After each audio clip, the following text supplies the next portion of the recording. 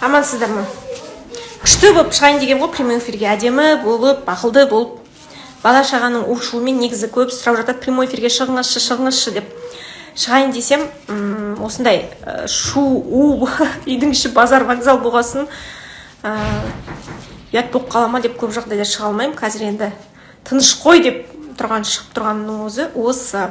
Ал қымбатты менің оқырмандарым, сіздерге күшті бір әңгіме айтайыншы деп жаңа өзім бауырсақ пісіріп жатып ойладым да. Бала тәрбиесі жөнінде көп сұрақтар маған қойылып жатады. Балам деген бұзық болып кетті, немесе балам андай болды, мындай болды деп көбісінде айтып жүремін бұрыннан бері. Мен баланы емес, өзімді тәрбиелегенді өте қатты ұнатамын. Қарақалпақстанға сәлем, бәршаңызға сәлем. Мен комментарийді өшіріп қояйын. Өзімді тәрбиелегенді жақсы көремін. Себебі баланың бойындағы қандай да бір сізге ұнамайтын қасиеттің бәрі, ол сіздің өзіңіздің әлеммен қатынасыңыз, өзіңіздің айналадағы адамдармен қатынасыңыз. Мен өз бойымнан айтып берейін. Мен әкемнің өте бір сүйікті қызы болдым. Саным, сап-сары алтыным. Осы мен прямой эфирге шыққан кезде шыққысы келіп, көргісі келіп адамдарды амансыздар ма деп. Амансыз ба? Тақпағыңды айтып бер. Айтып берші. Ана, сен өте қатты жақсы Абай атаның. Абай Құнанбаевтың. Мұны тақпақты білмеймін. Кел балалар оқулықты айтып бер. Болды онда, бара тұрмын. Пока. Пока. Жоқ, есі жоқ кетті. Балалардың тәрбиесіндегі ес жаңа салахан. Ең басты мәселе жақсы көру деп ойлаймын. Әсіресе қыздарға, енді ұлдарға білмеймін қаншалықты бұл өтетінін. Себебі өзім басымнан білемін, әкем мені өте қатты жақсы көрді. Менің қызымның басы емес, алтын деп айтатын. Менің қызым мектептің бір бұрышын ұстап тұр. Менің қызым болмаса осы Нарынқолдың мектебі құлап кететін еді. Менің қызымның жаңағы ақылдылығына деп сондай бір восхищение, мен соған сенетінмін. Өзімнің ақылды екеніме, әдемі екеніме. Сосын маған айтатын, бүкіл Нарынқолдағы ең сұлу қыз сенсің деп. Ең әдемі қыз сенсің деп. Сонда мен соған сенетінмін. Мен ойлайтынмын, өзім сондай әдемі екем деп. Сосын бүкіл қыз сыны байқаулары қорықпай қатыса беретін. Және әрдайым жаңағы алдыңғы орындарды жеңетінмін. Соған қарағанда әке мен ананың балаға деген шексіз махаббаты ешқандай тәрбиеден. Көбісі жаңағы психологтар айтып жатады ғой, былай тәрбиелеу керек, бүйтіп тәрбиелеу керек, өйтіп тәрбиелеу керек. Әр семьяда әртүрлі модели семьялар бар, әртүрлі атмосфера бар. Ең басты нәрсе баланы жақсы көру, жақсы түсіну. Біз баланың жаман қылығын жек көреміз, жақсы қылығын ғана жақсы көреміз. Жақсы болса екен ғана дейміз, бірақ бала бола алмайды себебі. Ол бала себебі. Сондықтан мен өзіме, өміріме көмектескен нәрсе менің әкемнің мені көрсетіп, мысалы, папа менің құлағым қалқайып тұрады десем, ақылды қыздардың құлағы қалқайып тұрады.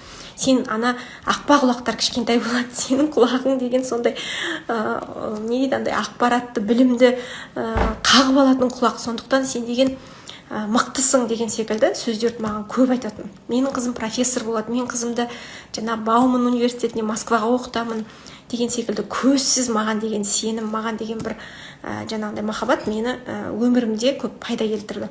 Кейінгі адамдар уже комплексқа кіргізіп, ана жерім мынандай, мына жерім мынандай деп айта бергеннен кейін өмірде бір қиындықтар болмаса, ал мына шынымен өзіме деген мықты сенімділікті маған әкем қойып берді. Мамам кішкене қаталдау болды, көп жағдайда ондай сезімдерін, эмоциясын көрсетпейтін, бірақ әкем жаңағыдай өтірік па шын ба білмеймін, шынымен мені бір күшті адам сияқты көретін. Сондықтан сіздерге де айтарым, көп жағдайда балаға жақсы сөздер айту керек. Баланың ішкі мықтылығын арттыра беру керек деп ойлаймын. Одан кейін тағы бір сіздерге осы күнделікті осы кухняда жүрсем де сіздерге бір кеңес айта кетейінші деп ойлайтынмын. Маған өзіме ұнап қалған, соңғы кезде бір жерден оқып өзім жасап жүрген нәрсе демалу, дұрыс демалу. Вдох-выдох бәріміз жасаймыз ғой. Мұрынмен ішке тартасыз, ауызбен шығарасыз. Енді вдохқа люблю, выдохқа благодарю.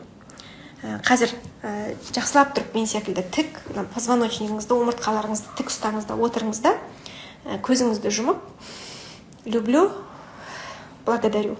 Бізде қазақта мынандай сөз бар ғой, демалшы дейміз ғой. Жаңағыдай, демалсыншы сол деп, сонда біреуді демалтқымыз келеді, жаңа кетші деген сөз ғой. Сондықтан мына тәкаппарлықты басу үшін, бойдағы қандай да бір атқылап тұрған жаңағы жек көрудің энергиясын басу үшін сол жаңағы демалып үйренуіміз керек екен. Ішке тартқан кезде ауаны қазақшада айтсаңыздар болады: сүйемін, рахмет айтамын. Сүйемін, рахмет. Люблю, благодарю. Адам қалай біз демалып жүреміз? Біз әрдайым деп ана иттер сияқты шапқылап жүреміз. Үйден жұмысқа, жұмыстан үйде бір тыным таппаймыз, иә? Осы жерде мына баланс, энергия, мына тыныштық, жүректегі тыныштық кәдімгі көп жағдайда сізге қазір мына мода болған сөз бар ғой, инсайт деген. Жақсы сөздер, жақсы ой келетін. Мысалы, бизнеста, жұмыста, қандай да бір үйде дұрыс шешім қабылдауға үйренуге, дұрыс жаңағыдай бір ой ойлауға үйренуге. Қазір 1 минут мен аяқта етім тұреді, сіздерге көрсетіп жіберейін. Негізі ой болды, қайнап кетті. Кішкене басып қойын, мына ет деген бұрқылдап кетті. Ай, жаңағы зубочисткам қайда? Қазын тесе салатын. Қазір 1 минут тұра тұрыңыздар, қазын жарылып кете ма деп тұрмын. Әңгіме бұзау емес еді. Бұзау аяқты жегізеді. Қазір қазын мына қараңдар бұршылдап. Енді болмаса жарылайын деп қапты. Қазір сіздерге әңгімені айта отырып. Сондықтан күйеуіңіздің жанында, әсіресе күйеуіңізге, енеңізге, жұмыста қатты ашуланған кезде, қатты балаңыз сабағын оқи алмай жатыр ма, күйеуіңіз қандай да бір сөздер айтып тастады ма, вдох, выдох. Люблю, благодарю. Люблю, благодарю. Өзіме қатты ұнайды. Люблю, бір жаман сөз естіп қалдыңыз ба, жаман ситуация болып қалды ма. Люблю, благодарю. Люблю, благодарю. Ішіңізден, бірақ жаңағыдай кешеде мен хоупонопонаны айтып жатсам, жаңағындай туысқандар, енеңізге, жаңағы подружкаңызға бетіне айтам ба дейді. Мен айтам, бетіне айтпаңыздар, ішіңізден: я тебя люблю, пожалуйста, прости меня, мне очень жаль, благодарю тебя. Ішіңізден айтыңыз. И жаңағы демалуды да. Біз біреуді демалтқанды жақсы көреміз. Қойшы солны, аузын жала сал, жұмыстан шығара сал, өйте сал, бүйте сал, там күйеуді қуып жібер, ананы бүйтіп жібер деп адамдар ашуға мінген кезде біреуді демалтқанды жақсы көреміз. Әсіресе ашуға мінген кезде өзімізді демалту керекпіз. Люблю, вдохты ішке тартқан кезде люблю, благодарю. Люблю, благодарю. Ішіңізден отырасыз да. Сүйемін, рахмет айтам. Жақсы көремін, рахмет айтам. Жақсы көремін, рахмет айтам. Өте тамаша, өте. Мына өзім де байқадым, ашуға мінген кезде адамның қан тамырларына дейін енді неде айтып жатады ғой, жаңағы алты әріптілер кіріп кетеді деп. Осы нәрсенің өзін бір тыныштыққа, бір шайқасқа, шайтанға түсіп кетпейтіндей. Люблю, благодарю. Люблю, благодарю. Машинада отырсыз ба? Сүйем, жақсы көрем. Жақсы көрем, рахмет айтам. Қазақша егер айтқыңыз келсе, мен енді орысшасы бір сөзбен жақсы естіледі да, сондықтан мен люблю, благодарю, люблю, благодарю. Өстіп демалып жүрем.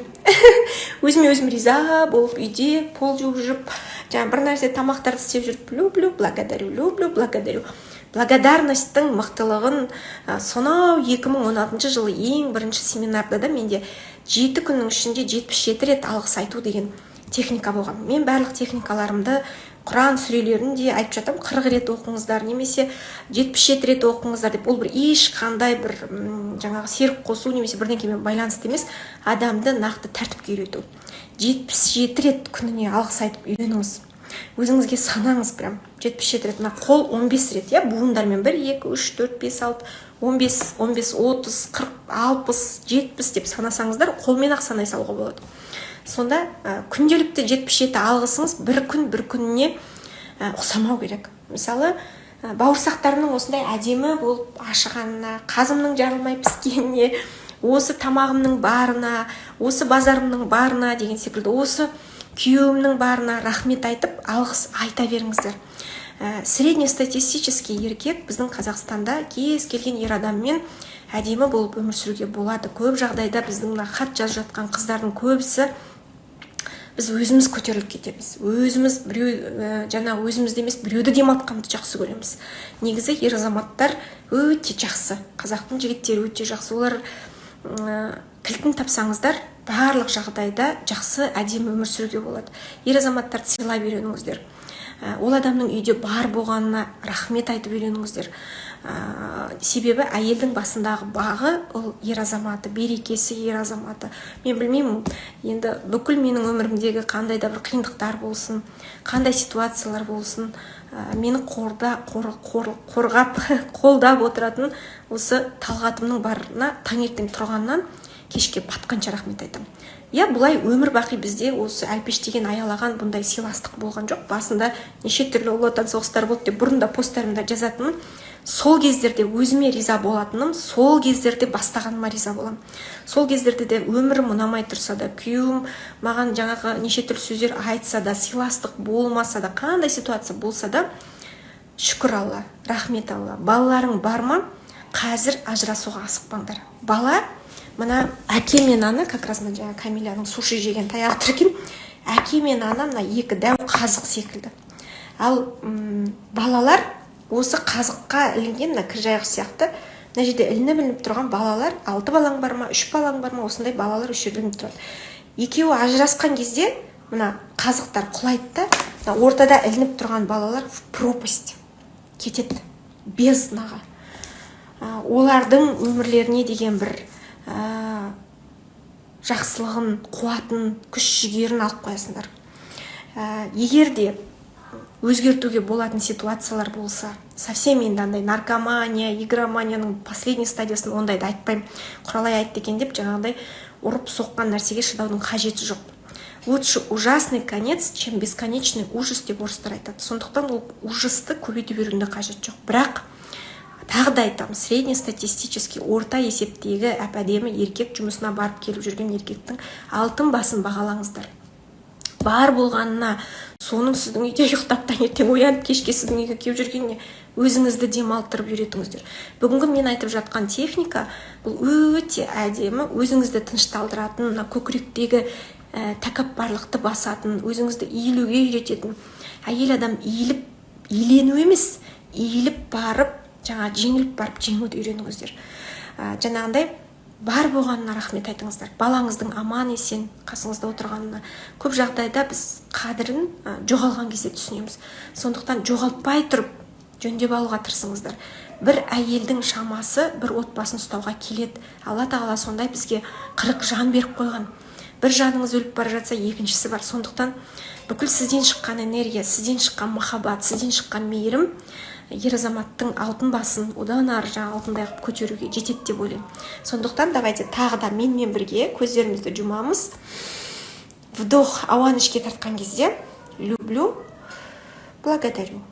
Люблю, благодарю. Люблю, благодарю. Мына әйелден махаббаттың, мейірімнің мынандай бір не дейді, флюиді дейді ғой.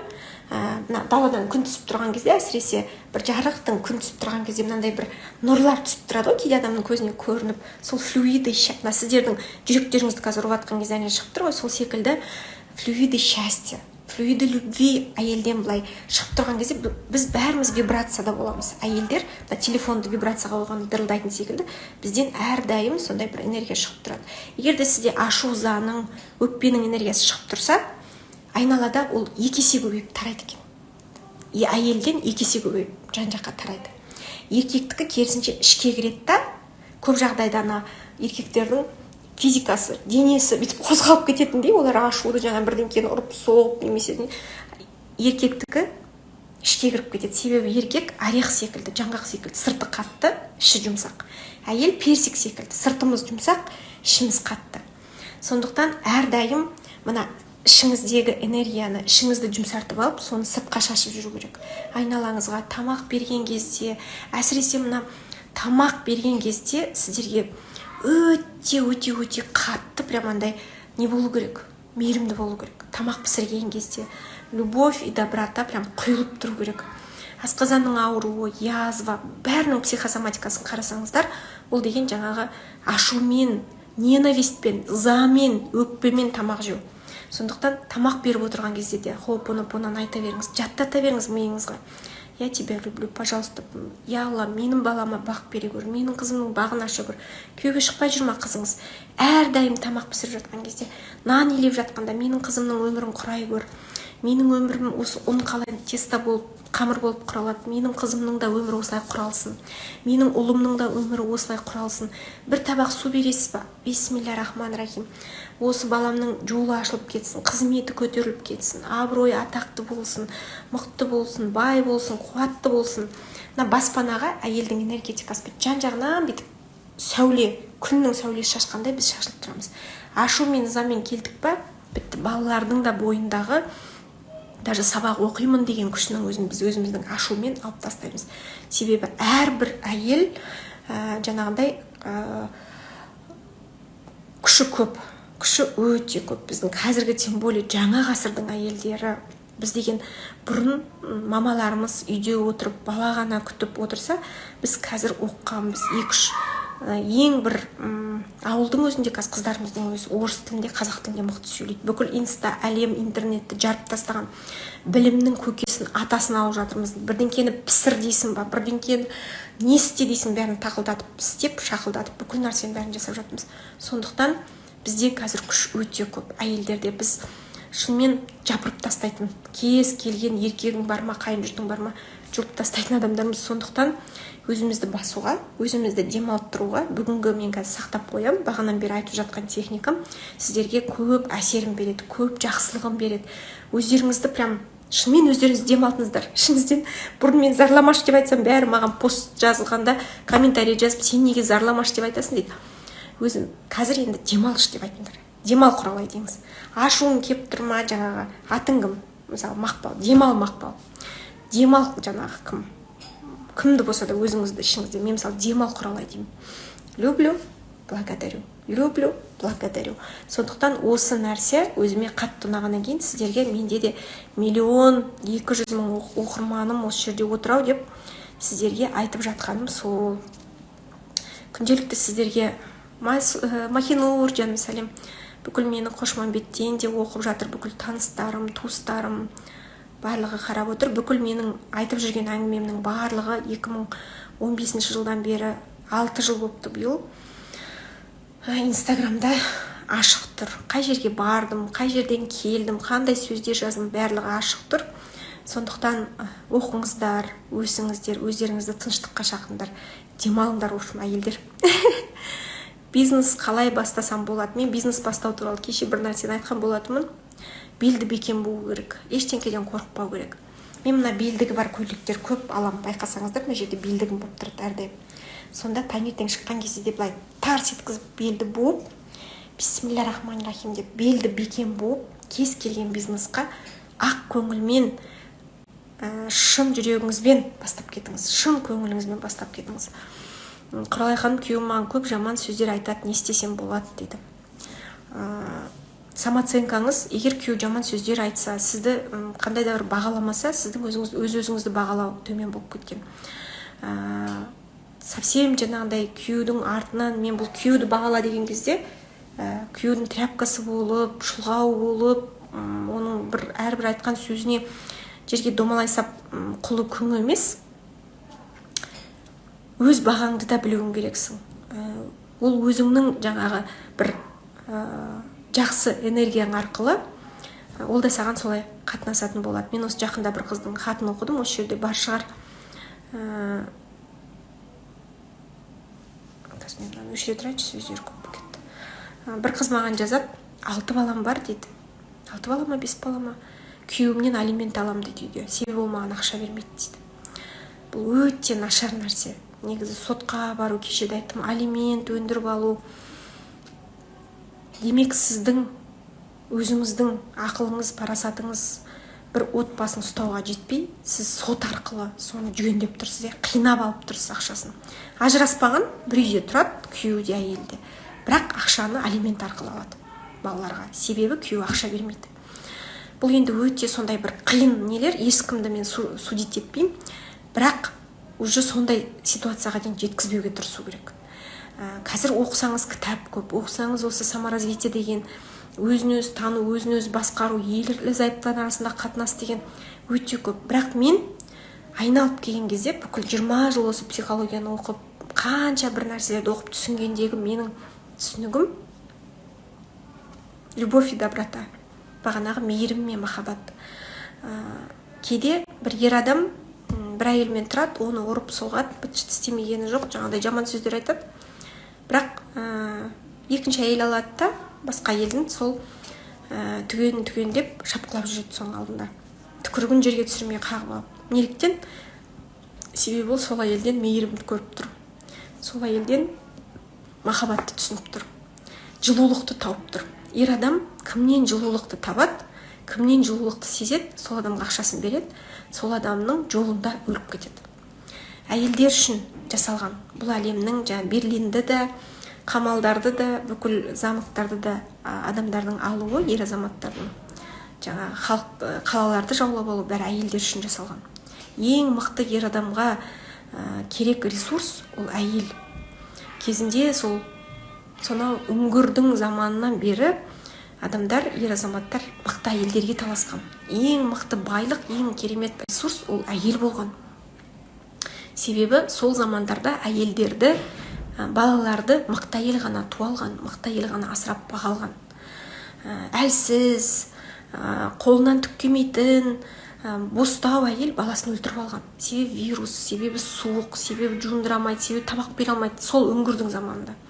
Сонда қазір енді біз әрине памперсіміз дайын, кнопкамен кір жуамыз, кез келген баланы бәлпештеп бағаламыз. Сол замандарда баланы бағып күту деген, жаңа 40-нан шығарып 1 жасқа жеткізу деген өте қиын нәрсе болған. Өздеріңіз тарихты оқысаңыздар, сонда әйел, мықты әйел деген, оның красотасы емес, оның бір бетіндегі жылтыраған емес, ол заманда ешкімнің де беті жылтырамаған шығар, енді далада мықты әйелдерге талас болған. Себебі ол оның тұқымын ары қарай жеткізетін, тұқымын өсіретін әйелдер болған. Қазіргі заманда сондай біздің қан арқылы, ген арқылы сол нәрсе қалып кеткен. Мықты әйелдерге, санасы бар әйелдерге оның түрі қандай болсын. Кейде маған қыздар хат жазып жатады, менен 2 жас үлкен әйелге кетіп қалды. 3 баламен мені тастап, жаңағы 4 жас үлкен әйелге кетіп қалды. Түрі емес, жаңағы бірдеңке емес деп неше түрін жазып жатады. Сонда мен айтам, ол әйелдің ішінен энергияға кетеді. Әйелдің ішінен шыққан сол мейірімге бағана айттым ғой, сол флюидаға кетеді. Егер сіз соны қанша жап-жас болып тұрсаңыз да, әп-әдемі болып тұрсаңыз да, бере алмасаңыз, ол адам солай кетеді. Кейде мысалы келіндер жазып жатады, ақшасын енеме береді деп. Маған бермейді, карточкасын енем ұстайды, мен үйде жаңағы құл сияқтымын, күң сияқтымын деп. Демек, ол сол любовь пен добротаны мамасынан көреді. Сол жылулықты мамасынан сезеді. Демек, сіздің жүрегіңізде титтей бір арамдық бар. Күйеуіңізге деген бір бөлінушілік бар. Мы всегда отражаем друг друга. Бір-біріміздің айнамыз. Толық жаңағы жүрегімен, толық несімен берілген адамға ешқашан найза соғылмайды. Ешқашан жаңағындай бір не болмайды. Жаным мен, жаным.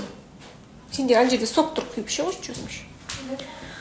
Сондықтан балаларға деген бүгінгі тақырыбымды айтып, балалардың тақырыбы маған өте бір жүрегіме әсер ететін тақырып. Мен өзім бала десе жаңағы кішкене асымды жерге қоятын адаммын. Мен даже үйде бұрын няня деген бізде танат, егіздер кішкентай болған кезде бағу енді өте қиын. Егіздердің алдында Талшын 1,5 жаста, Елдана 3 жаста ма, сондай аралары қатар-қатар. Сол кезде көмекші қыздарым болатын, нянялар. Сонда мен балаларыма деген бір кішкене теріс қабақ болса, соғын жұмыстан шығарып жіберетін. Жоқ деп. Өзіме қандай сөздер естісем де, өзім қандай нелерді естісем де, мен көтере берем. Бірақ мен балама, күйеуіме, мына отбасыма бірдеңе айтса, бітті, мен сол жерде жаңағындай толыққанда атылам. Сол менің өзімнің өмірімдегі өте бір өзімді өзгерте алмайтын нәрсем деп ойлаймын. Баламды сеніп жаңағындай біреуге тапсыра алмаймын, сондай бір өзімде не бар.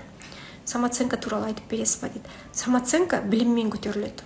Көбісі айтып жатады жаңағыдай, ойбай, я красивая, я бірдеңке деп аффирмация айтқаннан көтеріле ма деп. Аффирмация деген нәрсе ол қолдың кірін жуу сабын секілді. Мен ана жолда айтқам. Аффирмация айтып, біз просто гигиена, миды жуып қоямыз, тазалап, Ал енді алдыға қарай жүру үшін, самооценканың бәрін не істеу, жаңағындай дұрыс жасау үшін, олай мерава деп мына жақта түріктер кіріп кетті. Онда әрекет ету керек. Әрекет ету деген ол білім алу керек. Адам қазіргі заманда біздің өзіміздің елбасы да айтқан болатын, бой жарыстыратын заман емес, ой жарыстыратын заман. Қазір адамдардың интеллектісі бірінші орында тұр. Адам ақылды болмаса, оның айтып жатқан сөзі қызық емес болса, біз уже жанында отыра алмаймыз да. Адамдар до того қазір не өсіп кеткен мынандай требования бір-бірімізге деген. Сондықтан сіздің қандай да бір әлсіздігіңіз, жаныңызда күйеу, мысалы көбісі айтып жатады, күйеуім жаныма жатпайды, телефон шығып компьютермен басқа бөлмеде жатады, жұмысына көп қызығады, немесе жандай деген, значит сіздің біліміңіз, сіздің шығаратын энергияңыз, сіздің бір интеллектіңіз төмен болып тұр. Білім алыңыздар, қыздар. Ең құрмағанда ештеңкеге шамаң жетпесе, қазір енді кім нені оқып, нені қоятынын білмей қалды ғой, себебі эзотерика дейміз, нумерология дейміз, астрология дейміз, психология дейміз, шариғатты оқып жатыр қыздар.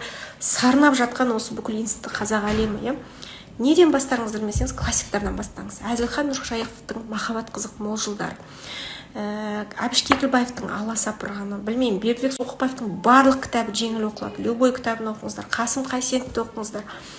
Біздің поколение 70-80 90 жылғы қыздарда мына қазақтың тілімен өскен ауылдың қыздары көп жағдайда біз түсінеміз сол арқылы, қан арқылы. Мысалы, орыстың қыздары да өте көп, психологияны айтады. Неге сіздер именно қазақтың қыздарын терең түсінесіздер? Себебі своя рубашка ближе к телу дейді. Ана тілі, қазақ тілінде айтқан нәрсе тез ұғылады. Ал енді біздің классиктар, сол Мұхтар Әуезов, сол біздің классиктардың жазып кеткен әрбір сөзі мақал. Әрбір жаңа романдарды алсаңыздар, ой, кешірім сұраймын, рас екен, әрбір сөзі мақал. Бірдеңке әйтеуір санада бір какой-то нәрсе құйылады. Сосын ол кісілер сондай том-том шығармаларды бекер бір күнде отыра сап жазған жоқ. Өте бір шығармашылықпен, әйтеуір бір таланттың арқасында, бір қасиеттің арқасында жазды. Әбіш Кекілбаевтың кітабын оқыған кезде басынан аяқ қанатты сөздер. Басынан аяқ оны бір жаңағы Марк Твенді немесе біреуді барып іздеудің қажеті жоқ. Сана ашылады. Сіздер ойлайсыздар ғой, бірдеңкені жаттай алмаймын, бір қыз жазыпты маған 50 бет оқыдым, түк оқыған жоқпын деп. 50 бет оқыдың ба, тағы да 50 бет оқы, 100 бет оқы, сол кітапты бітір. Қазір мына Қасым кітапта Ерлан Әшім мырза мына нәтиже милкта көп не айтады? Кітаптарды, классиктардың, әлем классиктарын қазақшаға аударып, осындай кішкентай кітаптарды шығарып жатыр. Сол кітаптарды тапсырыс беріп алыңыздар да, бір кітап оқыңыз, 2 кітап оқыңыз. Сана өзі былай қалай ашылып кеткенін түсінбейсіз. Егер де сіздің самооценкаңыз төмен түсіп тұр ма, ол білімсіздіктен.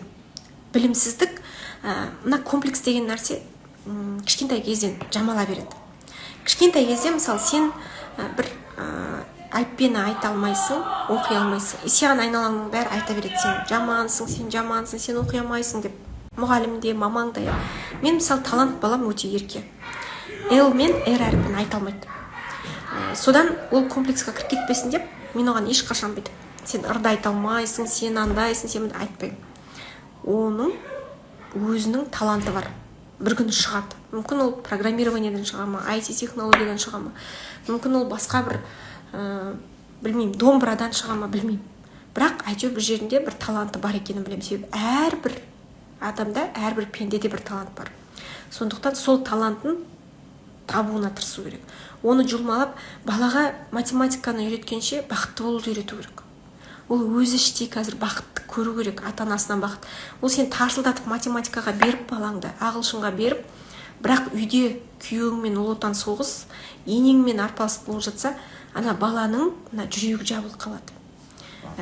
Мына жүрегіндегі нүктелер, 2 көздің ортасында 3-ші көз деп атамыз ғой, адамның ішкі бір нәзік әлемі жабылып қалады. Адам сол кезде, бала кішкентай кезінен закомплексованный болып өседі. Самооценкасы вообще 0 болып тұрады. Мына кез келген боль жүректі жауып тастайды. Мысалы, бір қыз маған жазады, мен күйеуім вообще менімен сөйлеспейді деп. Абсолютно сөйлеспейді. Мінезі тұйық дейді. Сол үшін бізде проблема көп дейді. Мен оны жаңа сол үшін жек көремін дейді. Мен айтамын, наоборот, аяу керек ол адамды деймін. Күйеуіңізді аяңыз, себебі у него боль. Внутри какая-то боль. Сол кезде айтады, шын мен оның папасы мен мамасы сондай бір жаман немен ажырасқан, сосын папасы мамасын қанша жыл қудалаған, баласын андалып кеткен, мұнда. Вот ондай кезде боль болады да, бала просто закрывается. сол үшін оны сен тарсылдатып математика үйрет, тарсылдатып әліппе үйрет, бірақ оның ішінде жүрегінде боль, жаңағы ашу, ыза, жамандық тұрса, ол ешқандай математикаңнан ертең пайда болмайды, ешқандай сенен пайда болмайды.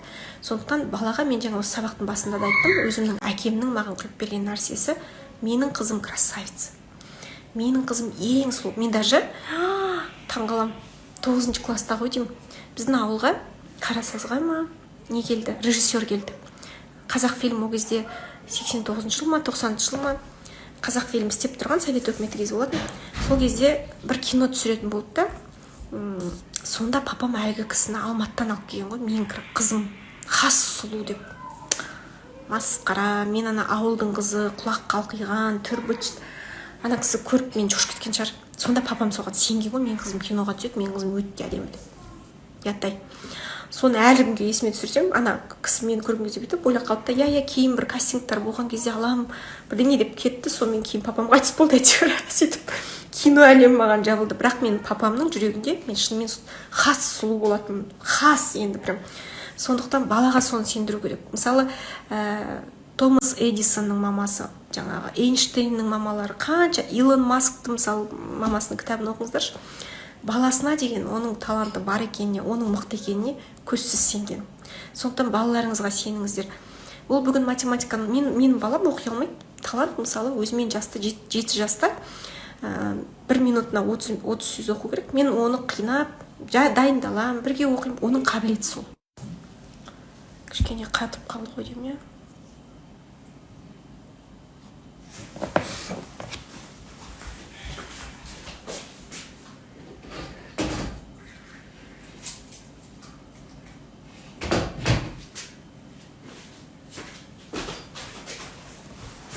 Қазымды тағы бір тексеріп келдім, масқара болып көпіріп отырған кезде қазым жарылып кетіп, масқара болып болмайын ба деп Қошмамбетскийларға деп, Қошмамбеттен қонақтар келе жатыр, соған бауырсағымды пісіріп, әдемі келін болып, оның арасында сіздермен сөйлесіп, тұйықпын, не істеуге болады дейді. Кез келген өзіңнің мінезіңнен ұялудың қажеті жоқ. Сіздер вот аласыздар да, почему, неге екенін өздеріңіздің жаман жерлеріңізді айта бересіздер.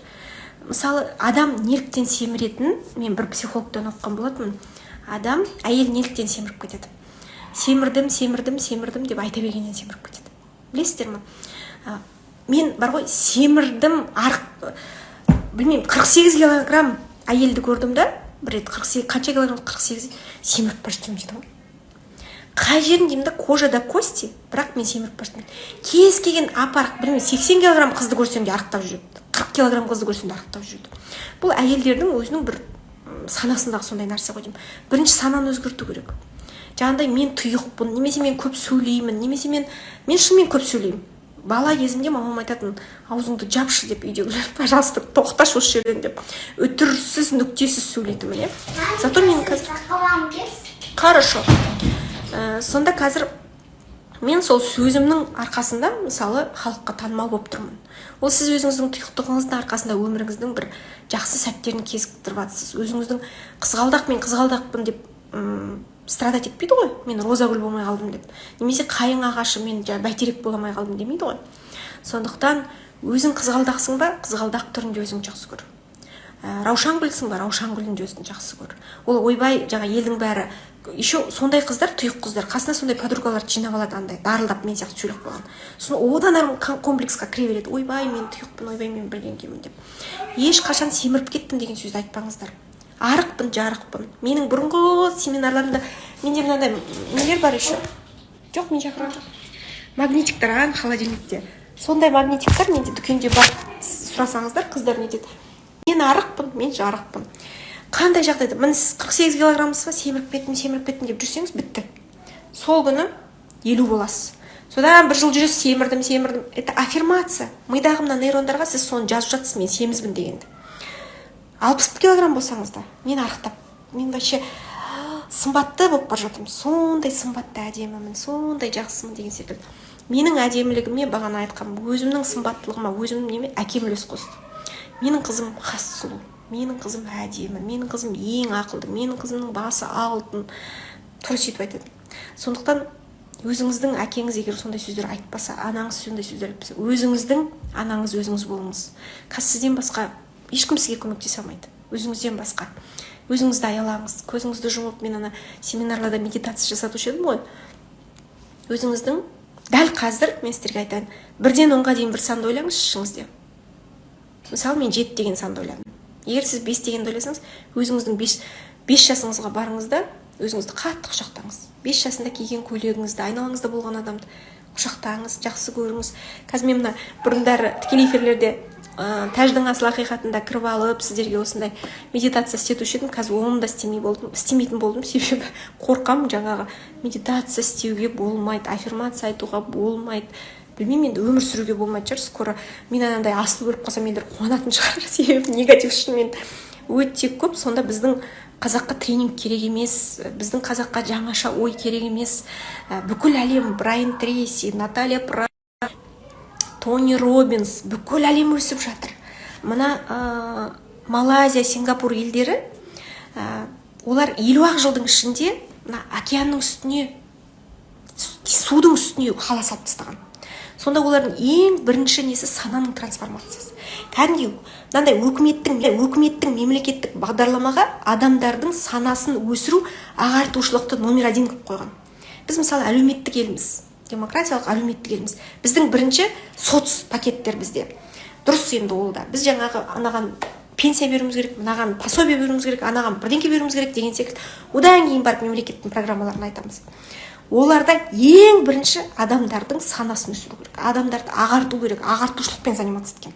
Содан олар 50 жылдың ішінде жаңарып өсіп дамып кеткен. Сонда бүкіл әлем сол медитацияларды, сол визуализацияны қолданып жатыр. Біздің қазаққа келсе, сонау баяғы салт дәстүрмен, сонау баяғы киіз үйде не жедік, соны жеуіміз керек па? Онда неге Ариэл қолданасыңдар? Онда неге мына газ плитаны барып от жағып, сол кезде біздің қазақтар от жаққан деп самаурынға чай қайнатып отырайық онда. Жаңа заманмен жаңару процесі әрдайым болып жатады. Дәстүрдің озығы бар, тозығы бар дейді. Мен өте қатты сақтаймын. Салт дәстүр мен үшін, мен өзім де ырымшыл қазақтың біреуімін. Бірақ та жаңағыдай әлемнен келіп жатқан ойбай, бұл деген ширк, бұл деген біздің немізге сұмдық, бұл деген мен оны түсінбеймін. Мүмкін мен, егер де менің осы ойым сіздерге қарсы қарама-қайшы болса, пожалуйста, заблокируйте меня, шығып кетіңіздер. Но мен өмір сүргім келеді. Я хочу жить, я хочу хорошо жить. Я хочу, чтобы қазақтарда, как Сингапурда, Малайзияда сияқты, сол Дубайда сияқты жақсы өмір сүргенін қалаймын. Біздің балаларымыздың бай болғанын қалаймын, бақытты болғанын қалаймын. Ал сана ашылмай, сана бір түсінік келмей, сен сол енеңмен, күйеуіңмен деп жүрсең, 20 жылда алысасың, 30 жылда алысасың, 40 жылда алысасың. Сол баяғы бір-біріңнің көтеніңнің құртын іздеп, тырнағыңның астынан кір іздеп, анау бүйтіп қойды, мынау сөйтіп қойды, анау дұрыс айтпай қойды, мына жерде анау дұрыс емес, мынау емес деген. Ол төменгі тартатын энергиялар. Адамды өсірмейді, наоборот, өшіретін энергиялар. Ал мен өмір сүргім келеді.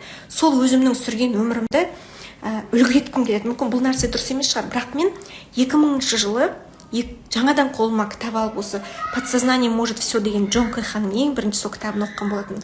Луиза Хейдің «Сила внутри нас» деген кітабын оқыған болатын. Сол кезде ойладым, қазақта сондай үлгі болады әйел бар ма екен деп. Вот барлық жағынан, вот алдыға қойып, как маяк ретінде алдыға қойып, вот басқа енді 100% сол адамды қайталамасаң да, хоть как-то не дұрыс емес екенін білмедік қой. Ол кезде қазіргідей шариғат, қазіргідей жаңағы білім, хадистарды екінің бір айтып жатқан жоқ болатын. Талай адастық, талай неше түрлі нәрсені көрдік, но это был мой путь. Мен сол өмірді сүрдім. Және қазір 2000 жылға құрала емеспін. 2014 жылға құрала емеспін. 2016 жылға құрала емеспін. Сонау бір 95 жылға құрала емеспін. Каждый раз мен өсіп жатырмын. Но енді менің сонау бір 2000 жыл бір жерге барыпты, ол жаңағы құмалақ ашқызыпты, құралай сөзде бүйтіп сөйлепті, деген кез келген адамды қазір шоқсаң, тырнағының астынан кір табасың. Кез келген адамды. Сондықтан ол шықу арқылы сен өзіңнің энергияңды төмен түсіресің. Өзіңнің кез келген қазір абысыныңды барып шұқыш. Содан 95 жылдан бастап өмірін қараш, табасың. Коллегаңды, көршіңді алдыңа қойып қойды, соның өмірін детектив жіберші, бітті Батима, сол күні соны соттап жібересің. Сондықтан маған айналамдағы адамдар не істеп жатыр, қандай күй кешіп жатыр. Егер де маған менен оларға пайда болса, мен только қуанамын.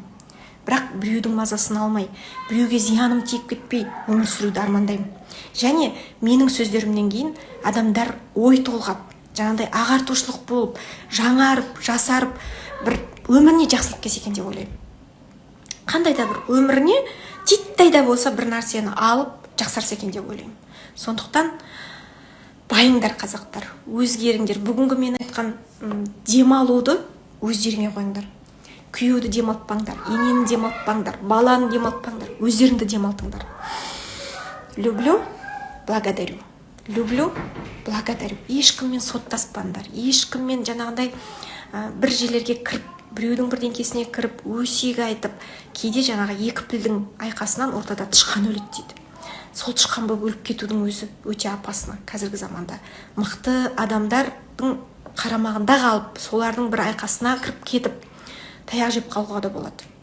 Қарапайым адамдарға. Сондықтан өзің тай-тай басып, енді бизнесіңізді жасап, енді өміріңізді сүріп бара жатқан кезде қайдағы бір әңгімелерге кіріспеңіздер. Өсектен, өтіріктен өздеріңізді ада қылыңыздар. Керісінше жүрекке сол мейірім мен махаббатты, осы өмірімді қалай сүрсем екен-ай, осы балаларымды қалай көтерсем екен-ай деген жүректегі бір сезіммен өмір сүріңіздер. Сол кезде Алла тағала баршаңыздың жолыңызды ашып, өміріңізге құт берекені құйып қояды. Мен оған живой примермін, живой. Сонда мен жаңағы 2000 жылдар айттым ғой, бір адам болса ғой менің өміріме бір үлгі болатын менің алдымда. Мамамыз бар, енеміз бар, жаңағы туған туыс айтатын әже апа бәрі бар, бірақ біздің әрдайым армандарымыз мамамыздікінен жоғары болып тұрады. Әрдайым, Мысалы, мен өзімнің қызымды осы елде оқыса екен, Назарбаев университетіне түсірдік. Осы елде бір өмір сүрсе екен деді. Бірақ менің қызым шетелді таңдап жатыр, шетелде оқығым келеді, онда жұмыс істегім келеді, әлемді путешествовать етіп өмір сүргім келеді дейді. Жаңа заманның адамы. Сол секілді 2000 жылда да біз өзіміздің анамызға жаңа заманның адамы болдық. Мамам ауылда Нарынқолда тұрса 40 жыл, мен қалада тұрғым келді, Астананы көргім келді деген секілді. Сонда біз әрдайым өзімізден бір ұлылық жасаған, артық жасаған, алдыға қоятындай бір үлгі болар адамдарды іздедік. Сондықтан сол ізденісіміз міне осындай неге алып келді. Оқыңыздар, бағана айтып жатырмын ғой, самооценканы қалай көтеремін. Қазір мен кітабымды әкеп қоймаппын, 4-5 кітабым бар. Кітаптардың ішін прям тоқтамай оқысаңыздар, сұрақтарыңызға көп жауаптар аласыздар. Жұмыс дәптерлерім бар, арнайы жасалған. Армандар карта бар. Қазір армандар карта алсаңыздар, 1 февральға дейін жұмыс дәптері сыйлыққа беріледі. Ғажап дәптер деген бар, 90 күнге арналған. Толтырсаңыздар ішіне енді неше түрлі өмірдегі ғажайыптар болып жатыр. Сондықтан неге жазсаңыздар YouTube каналға Құралай ханым ғажап дәптер деп, сол қалай толтыру керек екені шығады. Әйтеуір бірдеңке тыпырлап жұмыс істеу керек, жаза беру керек, өмір сүре беру керек, алдыға тартылу керек. Қор жаңа үйде жатып алып, жаңағы Инстаграмда шұқып жатқаннан түк пайда болмайды. Түк ештеңеге шамаңыз жетпесе, шкафыңызды тазалаңыз бар. Бір күндегі бір тазалық өмірге тазалық алып келеді. Әйелдің айналасын тазалауы өмірге. Мына дастарханды ашып тастаңыз да астын жуыңыз. Бәрі тап-таза болып тұрса, люстраны жуыңыз. Сол бір тазалықтың нұры ертеңгі күнге бір тазалықты алып келеді. Үйдегі бір, білмеймін, ана залда тұратын сервантта 49 посуданы ешқашан қолданбайтын. Соны алып жуыңыз, қолданыңыз, гардеробыңызды жинаңыз. Әйтеуір өміріңізге Аллам бір тазалық құйшы осы тазалығыммен. Осы бір әрекетіммен сол тазалықты құйшы деп тілесеңіз, Алла тағала ертеңгі күніңізге бір нәтиже береді. Көбісі маған айтады, энергияны қайдан аласың? Қалай сен осылай әрқадайым шабыттанып, вау деп жүресің дейді. Мен энергияны нәтижелерден алам. Мысалы, қиналып кетем кейде, адамдардың қандай да бір түрлі енді интрига, неше түрлі сөзден, сол кездерде тазалыққа жаным құмартады. Тазалап кетем. Жаңағы үйімді, бизнесімді, бір нәрсемді. Сол кезде әрекет пайда істеген кезде, немесе ғажап дәптерімді толтырамын, немесе армандар карта, сонда нәтижені көрген кезде анау маған тағы да шабыт сыйлайды, тағы да алдыға қарай үміт сыйлайды. Бәрі өзімнен екен ғой. Менің күйеуім басқа, мынауым, немесе менің жаңағы жауым кінәлі емес екен ғой. Бәрі нәрсе өзімнен шығып жатыр ғой деп, өзімнің жанымды тазалай беруге тырысатын боламын. Бірақ ешқашан самокопания дейді ғой, өздеріңізді жек көрмеңіздер. Өздеріңізді жаңағындай ұрғылай бермеңіздер іштей. Біздің қазақтың қыздарына ішкі прокурор деген өте бір үлкен прокурор отыр. Өзін өзі өлтіру деген бізде іштен басталады. Никогда не осуждайте себя. осуждать деген сужать, кішірейту. Өзіңе келіп жатқан берекені кішірейту, өзіңе келіп жатқан бақытты кішірейту. Сондықтан не осуждайте ни себя, ни других. Басқаларды осуждать етсең, ата-анаң, бауырларың, балаларыңның өмірін қысқартасың, өміріне келіп жатқан берекені. Өзіңді осуждать етсең, өзіңе келіп жатқан берекені. По-любому екеуінен де өзіңді құртасың, жолыңды жабасың. Сондықтан не осуждайте. Мен баяғыда өзіме шешіп тастағам. Сонау 2002 жылы. Маған десең, әйелдер, еркектер көшеде тыржалаңаш жүрсе де маған бәрібір. Өзімді жөндеп алайын деп. Өзімді жөндеп алсам, менің айналам ақырындап по сетевой дейді ғой. Адамдар өзі матрицамен бітіп орналасқан ғой өмірде. Оказывается, менің энергиям маған, бауырларыма, туыстарыма, бөлелеріме, двоюродный, троюродный сеть арқылы бет-бет кете береді екен. Сондықтан біз өзіміз дұрысталған кезде бүкіл әлем дұрысталатын болып тұр ғой. Өзің дұрыс емес кезде, өзіңнің ішінде қара ниет, қара бірдеңкелер болған кезде сол нәрсе жан-жақтан шыға беретін болып тұр. Сондықтан алтын қыздар, мықты қыздар, мен зарядкам өшіп жатыр. Мен енді қонағыма дайындалайын, сағат 6 болды, сапылдап отырсымды қараңдар. Бәріңізге бақыт тілеймін. Осындай бір керемет бейсенбінің керемет күнінде Алла тағала сізге, отбасыңызға береке берсін. Үй тазалауға, бала бағуға, күйеуді күтуге Аллам күш-қуат берсін. Қазақтың қыздары мықты, 40 жаны бар. Біз өлмейміз, қорықпаңыздар, сынбаңыздар, құламаңыздар. Кім не айтса да, сіз ең керемет әйелсіз, ең керемет мықты анасыз, мықты қызсыз. Сондықтан өзіңіздің бағаңызды біліп, айналаңызға мейіріміңізді шашып, сосын демалыңдар. Люблю, благодарю. Демалыңдар, қазақтар. Прям терең демалыңдар. Беймарал демалыңдар. Люблю, благодарю. Люблю, благодарю. Демалыңдар. Сол кезде әлем сізбен әдемі болады.